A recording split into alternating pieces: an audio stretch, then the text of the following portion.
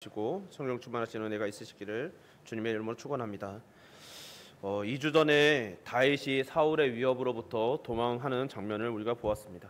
오늘 그 말씀에 이어서 다윗이 도피하는 그 과정 속에 만난 하나님을 살펴보기를 소망합니다. 다윗은 사울의 위협을 피해서 도망갈 때 먼저 라마로 도피합니다. 그곳에는 사무엘이 있었죠. 그러나 사울이 그곳에서 거듭 군사를 보내고 마침내 자신도 직접 잡으러 오는 것을 봅니다. 물론 그때마다 하나님의 신비한 도움을 받아 보호를 받았습니다. 이런 모습들을 볼 때 그런 생각이 우리의 그런 일반적인 편견이라는 것을 생각해 볼 수 있는 것이죠. 우리는 일반적으로 하나님의 신비를 체험하고 특별한 보호를 받으면 더욱 담대해지고 확신이 더해질 거라고 생각합니다.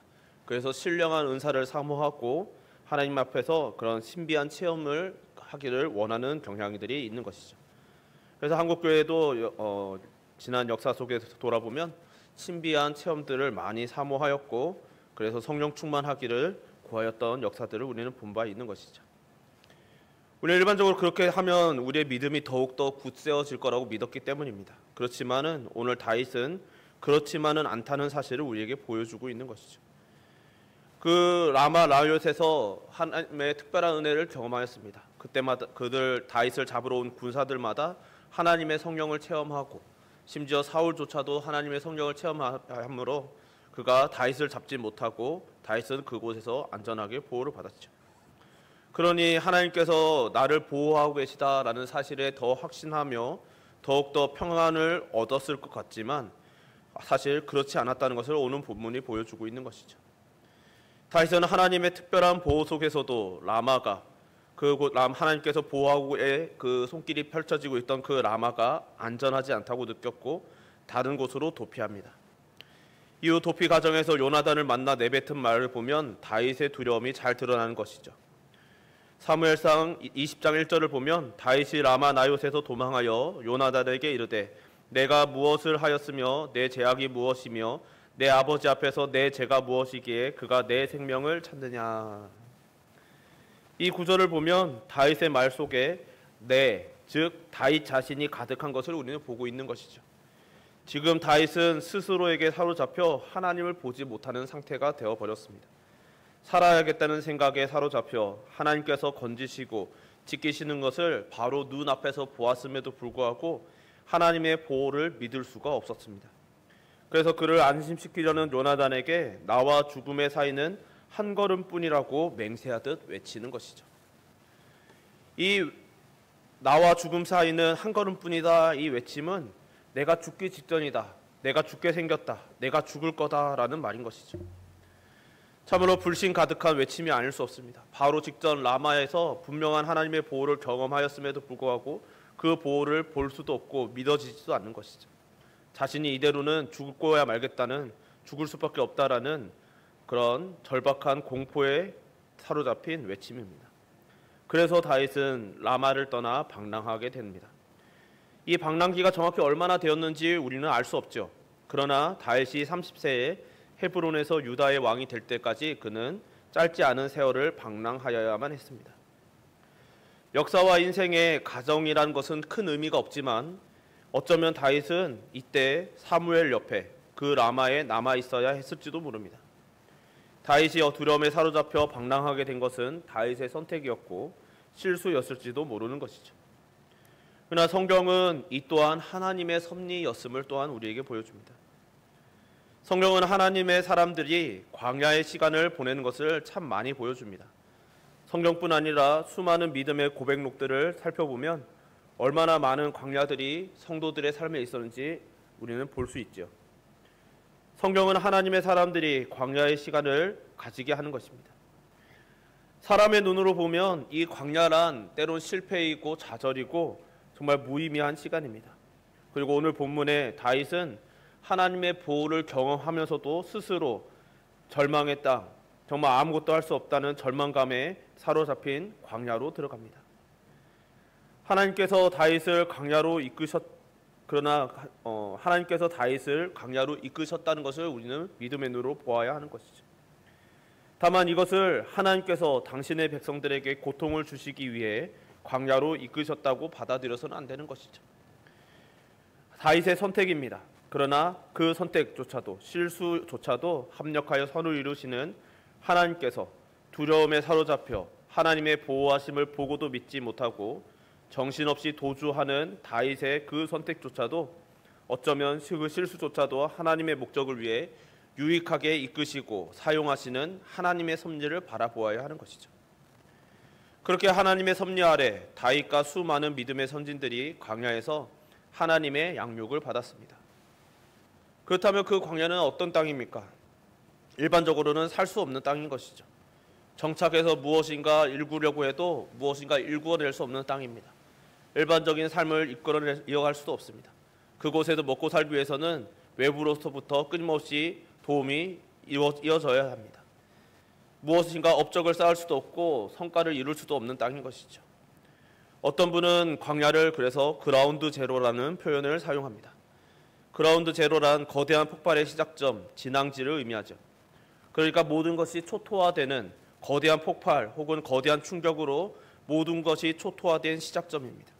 그래서 그러한 땅을 우리는 상징적으로 초기화된 땅 혹은 그 초기화된 상태를 상징하는 표현으로 많이 사용하는 것이죠. 열심히 바쁘게 살아가던 사람이 광야로 들어오게 되면 갑자기 자신이 그 바쁜 일정들이 사라지는 그 충격을 받게 됩니다. 이 세상에서는 분주하게 살아가다가 이 광야 혹은 사막으로 들어가면 아무 일정이 없는 것이죠. 어떤 계획을 세울 수 있는 땅도 아니기 때문에 그저 그곳에서 수동적인 삶을 그때그때 살아가야 하는 땅이 바로 광야입니다. 이런 막막함은 때론 사람들에게 막막함과 좌절을 주고 점차 수동적인 인생을 받아들이고 간단한 심플한 삶을 받아들이게 된다고 하는 것이죠. 그러니까 이 광야로 들어갔다라는 것은 내가 더 이상 할 수 있는 게 아무것도 없는 상태를 의미합니다. 예를 들어 대표적인 광야 인물이 모세일 텐데 모세도 광야에서 40년간 연단을 받았죠.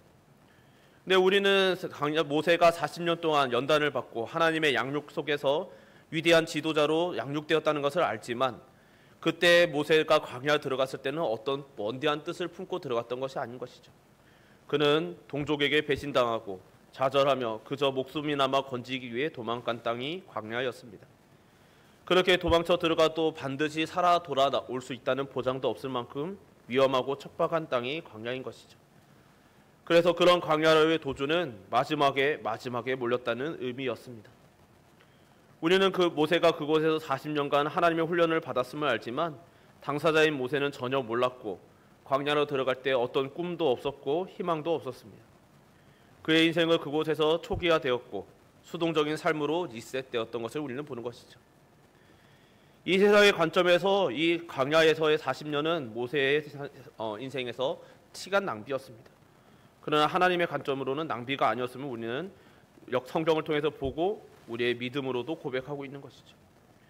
계획도 세울 수 없고 무엇인가 축적할 수도 없는 땅에서 고독을 경험하며 하나님과 대면하게 되는 땅, 그래서 삶의 본질을 깨닫게 되는 땅이 바로 광야였던 것입니다. 이런 광야는 세상의 모든 잡음과 방해가 사라지니 그제야 하나님을 대면할 수 있는 땅이기도 한 것이죠. 신기하게도 사람들은 이런 광야의 시간을 갖지 않으면 하나님을 좀처럼 뵙지 못한다라는 것입니다. 왜냐하면 이 세상의 잡음과 시선을 가리는 공해가 많아서 그런 것이죠. 도시에서는 별을 볼 수 없는 이유와 비슷한 것입니다. 도시에서는 하늘의 별은 언제나 변함없이 떠 있지만 밝은 빛들이 이 땅에 가득하면 그 빛에 가려져서 별을 볼 수 없는 것처럼 이 땅에 살아가면서 우리가 수많은 소음들, 당장 급한 일들, 우리의 삶에 바쁘게 주어지는 여러 가지 일들을 감당하다 보면은 하나님을 볼 수가 없는 것이죠. 하나님께서 안 계신 것이 아니라 언제나 우리 옆에 늘 함께 계시지만 우리 안에서 늘 내주하시지만 우리가 그분의 음성을 듣지 못하고 보지 못하고 있는 것입니다. 그렇기에 광야라는 것은 때로는 우리에게 달갑지 않지만 하나님의 섭리와 보호하심을 깨달을 수 있는 은혜의 공간이 되기도 한 것이죠. 그러나 동시에 우리는 이 광야라는 것을 무조건 사모해야만 한다는 뜻도 아닙니다. 왜냐하면 광야에 들어갔다라는 것은 자동적으로 하나님을 뵐 수 있는 공간이란 뜻이 아니라 사단의 유혹도 함께 있는 곳이라는 것을 기억해야 하게 되기 때문이죠. 그 대표적인 예가 우리 주님께서 광야에서 40일 금식을 하신 후 마귀의 유혹을 받으셨다라는 것을 우리는 기억해야 하는 것이죠. 광야에서 하나님을 만나고 하나님의 섭리와 동행할 때에야 광야는 우리에게 은혜가 됩니다. 그러나 동시에 그곳에서 수많은 유혹과 실패, 여러 가지 흔들림을 경험한다 할지라도 우리 하나님께서는 그것조차도 합력하여 선을 이루실 것이라는 것을 우리가 믿을 수 있어야 하는 것이죠. 그래서 그런 모든 끝에, 유혹과 실패 끝에 하나님을 붙잡을 수 있게 된다면 그 광야는 비로소 우리에게 은혜의 공간이 되는 것이죠. 반대로 하나님을 붙잡지 못한다면 비참한 실패만이 남을 뿐이기도 합니다. 그리고 하나님께서는 그 영적인 승리와 실패 모두 사용하셔서 다윗과 그분의 자녀들을 가르치시고 이끌어 오셨습니다. 그리고 실제 다윗은 광야에서 많은 실패를 경험하였음을 우리는 봅니다. 그리고 역설적으로 그 경험을 통하여 다윗은 하나님을 알게 되죠. 그런데 중요한 것은 다윗은 이런 광야를 경험하기 전에도 하나님을 알던 사람이었습니다. 하나님을 이미 경험하였고 하나님의 보호를 알던 사람이죠. 우리는 다윗의 골리앗을 치러 나아갈 때, 물맷돌을 들고 나아갈 때 그 하였던 고백들을 압니다. 그는 이미 어려서부터 많은 고난과 고독을 경험하였습니다. 매우 불공평한 대우를 받으며 부모와 형제들이 자신을 차별하고 때로는 생명의 위협도 받았던 것을 우리는 압니다. 그래서 벌판에서 양을 치며 많은 위협 속에서, 생명의 위협 속에서도 그는 하나님의 보호를 간접적으로, 직접적으로 경험하며 살아왔죠. 그리고 그 고백으로 위대한 승리를 경험합니다. 그러나 그런 경험을 하고 하나님의 보호를 깨달았던 다윗조차도 큰 위험 앞에서, 사울이라는 공포 앞에서 하나님의 보호에 대해서 떠올리지 못할 만큼 실패하는 것을 우리는 보는 것이죠. 물리적인 광야뿐만 아니라 다윗의 영적인 실패조차도 광야라고 할 때 다윗은 영적으로도 매우 큰 광야로 들어간 것입니다. 하나님의 보호를 믿지 못해 사무엘을 떠나 도망하여 적군이었던 블레셋으로 도주합니다. 오늘 본문 이 직전에 그는 아기야에게 다 찾아가는 것이죠. 이것이 정말 이 장면은 다윗이 정말 정상적인 상태가 아니었다는 것을 상징적으로 보여주죠. 다윗의 믿음뿐만 아니라 그의 사고 판단력조차도 정상적인 상태가 아니었다는 것입니다. 상식적으로 블레셋은 이스라엘의 원수이고 직전까지 다윗이 수없이 블레셋과 싸웠으며 수많은 블레셋 사람들을 죽였습니다. 그가 사울의 딸과 결혼하기 위하여 예물로 바친 것도 블레셋 사람들의 포표였다는 것을 우리는 기억해야 하는 것이죠. 그 정도로 블레셋과 원수 관계에 있음에도 불구하고 그는 블레셋에게 찾아간 것이죠. 그리고 그곳에서 미친 척 해야만 살 수밖에 없는 수치를 경험합니다. 그만큼 다윗이 하나님을 사랑하고 경외했지만 그 사랑과 경외를 덮을 만큼 사울에 대한 공포가 더 크고 강한 그런 상태였다라는 것을 우리에게 보여주는 것이죠. 그리고 그것도 도망친 그것도 낙원이 아니었기 때문에 그는 매우 큰 수치를 경험합니다. 그리고 그 수치를 경험한 후에 찬양을 남기는데 그것이 시편 34편인 것이죠. 미친 채도 살 수 있을지 장담할 수 없었는데 그 황당한 계책이 통하고 살아나온 것은 하나님의 섭리임을 깨달았습니다. 그 후에 간 곳이 바로 오늘 본문에 나오는 아둘람 굴인 것이죠. 이때 다윗의 가족들이 이 소식을 듣고 다윗에게 찾아옵니다. 그리고 환난을 당한 자, 그리고 빚진 자, 원통한 자들이, 즉 사회적 약자들이 약 400여 명이나 다윗을 찾아왔습니다. 그리고 다윗은 그들의 지도자가 되죠. 이때 쓴 시가 앞서 언급하였던 시편 34편입니다. 다윗은 하나님을 송축하고 자랑합니다. 그럼으로써 그의 영혼이 회복되었음을 고백합니다. 그리고 공고한 자들이 듣고 기뻐하리라고 소망의 찬양을 부릅니다. 즉 아둘람의 다윗을 찾아온 이 곤고한 자들이 다윗을 통하여, 다윗의 이야기를 통해 회복되고 하나님을 예배하게 될 것을 소망하게 되었다라는 것이죠. 시간 관계상 시편 34편을 다 살펴볼 수 없지만 아마 수요일 연말쯤에 시편 34편을 보게 될 텐데 그때 좀 더 자세히 나누도록 하겠습니다. 물론 그 전에라도 읽어보시면서 은혜를 누리시면 좋겠습니다. 다윗은 실패와 이 광야를 통해서 하나님을 경험하였던 것이죠. 이전에도 알고 있었던 하나님을 더 깊이 알게 됩니다.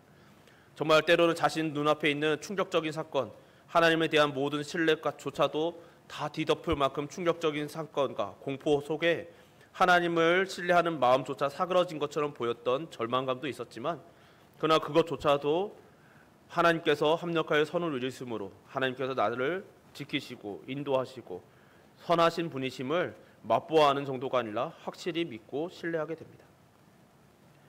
그래서 다윗은 시편 34편을 남기고 이후 그의 모든 인생 속에서 하나님을 찬양하고 고백하며 하나님의 마음에 합한 자로 살아갔던 것이죠. 사랑하는 성도 여러분, 다윗뿐 아니라 모든 인생에는 광야가 존재하는 것이죠. 다른컨대 광야가 없는 인생이란 존재하지 않습니다. 우리가 사람의 눈으로 볼 때는 그 인생에 어떤 고난도 없고 정말 장밋빛 인생인 것만 같은 사람에게도 광야가 분명히 존재하는 것이죠. 어떤 이들은 지났고 어떤 이들은 지나고 있으며 장차 다가오는 광야도 있는 것입니다. 그리고 광야는 인생에서 제거할 수 없는 순간들이라는 것을 우리는 기억해야만 합니다. 달갑지 않지만 그 광야를 대하는 우리의 태도는 명확해야 하는 것이죠. 바로 다윗의 삶이 바로 그 기준점이 되어야 하는 것입니다. 세상에서는 이 광야를 어떻게든 제거해보고자 많은 노력과 시도를 기울입니다. 돈이 많은 사람들은 그 돈으로 그것을 해결하고 아예 그 고난의 때를 피하려고 많은 대비책을 만들죠. 돈이 없는 사람이 할지라도 자신들이 할 수 있는 방법으로 그 고난들, 광야들을 회피하고자 합니다. 그러나 성도들은 그 광야를 물론 전혀 대비하지 않는 것은 아니겠으나 그 광야를 대하는 태도가 세상 사람들과는 다른 것이죠. 이 광야를 통하여 우리에게도 하나님께서 합력하여 선을 이루어질 것임을 믿는 지혜가 있어야만 하는 것입니다. 간절히 바라기는 이 자리에 있는 저와 여러분 우리 모두가 이 다윗의 삶을 통하여 우리에게 광야조차도 우리에게 유익할 것임을 믿는 또 깨닫는 지혜가 있으시기를 주님의 이름으로 축원합니다. 오늘 본문이 속한 사무엘서와 시편 34편을 통해서 우리는 광야가 다윗에게 준 확실한 은혜를 엿볼 수 있습니다. 정신을 차릴 수 없는 공포, 두려움, 괴로움, 고난들, 그런 곳에서 건짐을 받는 곳이 바로 광야라는 것이죠. 이 광야에 들어가기 전 다윗은 공포 때문에 하나님을 볼 수 없었습니다. 당장 눈앞에 닥쳐온 긴박한 위협 때문에 하나님을 볼 수 없습니다.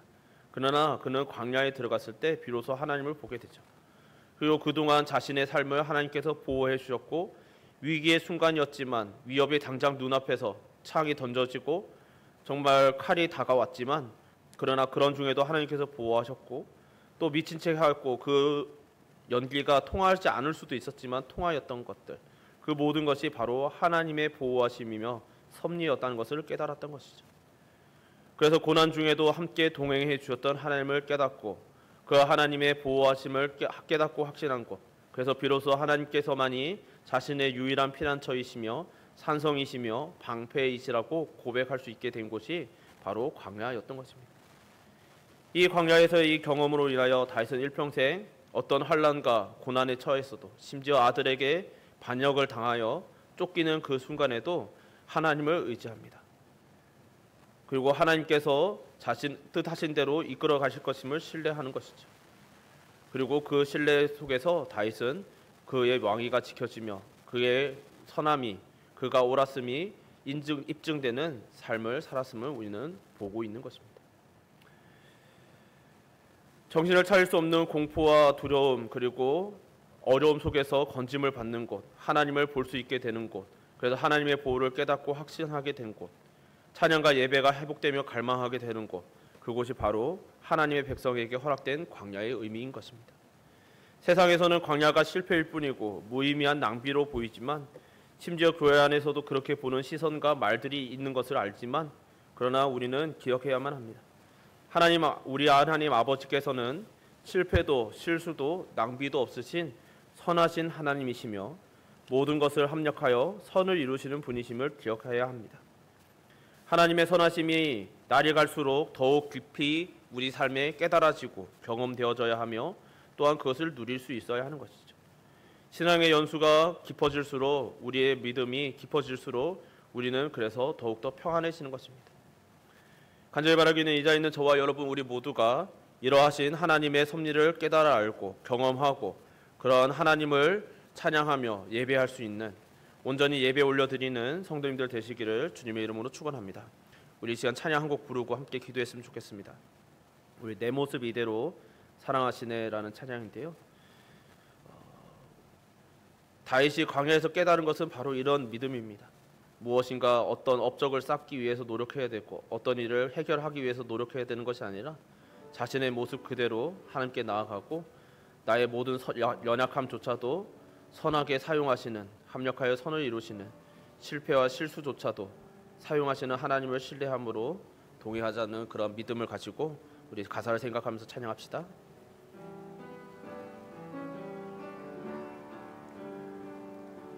내 모습 이대로 사랑하시네. 연약함 그대로 사랑하시네. 나의 모든 발걸음 주가 하시나니 날 인도하소서. 내 모습 이대로 사랑하시네. 연약함 그대로 사랑하시네. 나의 모든 발걸음 주가 하시나니 날 인도하소서. 주의 날개 아래 거하는 것, 주의 임재 아래 거하는 것, 나의 가장 큰 은혜, 나의 가장 큰 은혜, 주와 함께 동행하는 일, 주의 날개 아래 거하는 것, 주의 임재 안에 거하는 것, 나의 가장 큰 소망, 나의 가장 큰 은혜, 주와 함께 다시 한번 찬양합시다. 내 모습 이대로 사랑하시네. 내 모습 이대로 사랑하시네. 연약함 그대로 사랑하시네. 나의 모든 발걸음 주가 하시나니 날 인도하소서. 내 모습 이대로 사랑하시네. 연약함 그대로 사랑하시네. 나의 모든 발걸음 주가 지나니 날 인도하소서. 주의 날개 아래 거하는 것, 주의 임재 아래 거하는 것, 나의 가장 큰 소망, 나의 가장 큰 은혜, 주와 함께 동행하는 일, 주의 날개 아래 거하는 것, 주의 임재 안에 거하는 것,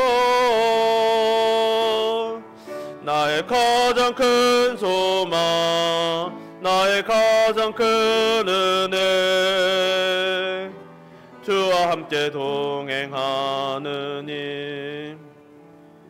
우리 지금 함께 기도합시다. 하나님, 우리의 믿음을 되새기길 소망합니다.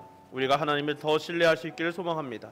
하나님께서는 내 모습 이대로 내가 어떤 업적을 세우고 무엇인가 큰 일을 해내서가 아니라 내 모습 이대로 사랑하시고 내 모습 이대로 사용하시고 나의 실수와 실패조차도 사용하셔서 모든 것이 합력하여 선을 이루신 분이시고 우리와 동행해 주시는 분이심을 우리 시간 믿음으로 다시 한번 고백하며 확신하며 하나님, 우리가 이 믿음 잃지 않게 하여 주옵소서. 이 믿음이 더욱더 깊어지게 하여 주옵소서.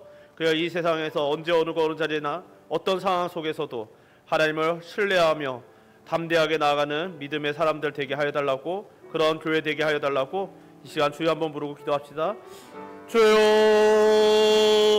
아버지 붙잡아 주옵소서. 아버지, 주님 앞에 나와 주님의 말씀에 되새겨보며 주님의 은혜를 되새겨봅니다. 주님께서 우리를 사랑하신다는 것, 주 하나님께서 다윗을 사랑하신다는 것이, 다윗이 한 번도 강야에 들어간 적이 없고 실패한 적도 없고 도망친 적도 없고 날마다 하나님을 신뢰하며 하나님 앞에 담대하게 서 있었던 것이 아니었음을 봅니다.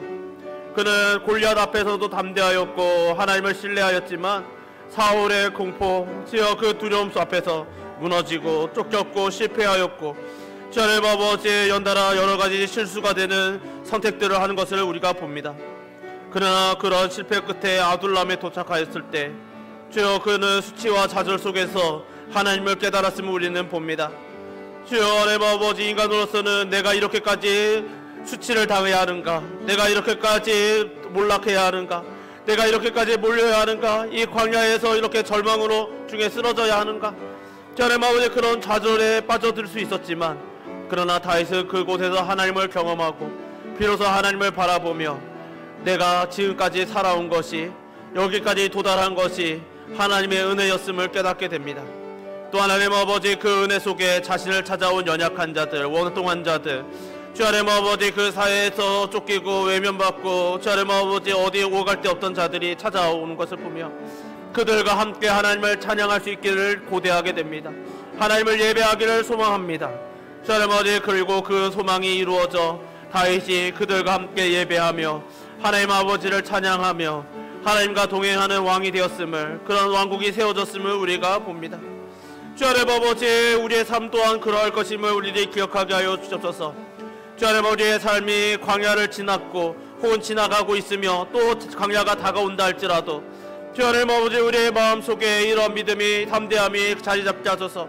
하나님께서 내가 고난을 당하지 않아서, 내가 실패하지 않아서, 실수하지 않아서, 내가 어떤 업적을 쌓아내서 하나님 위해 영광을 올려드릴 수 만한 어떤 일들이 이루어서가 아니라 내 모습 이대로 사랑하셨으며 앞으로도 사랑하실 것이고, 내가 때로 실수하여도 실패하여도 나의 좌절조차도 사용하셔서 합력하여 선을 이루사 나를 하나님의 나라, 주님의 나라, 그 영광스러운 왕국으로 인도하실 것임을 신뢰하게 하시고, 그 신뢰가 우리의 찬양이 되며 우리의 예배가 되며 하나님을 향한 우리의 고백이 되게 하여 주시옵소서.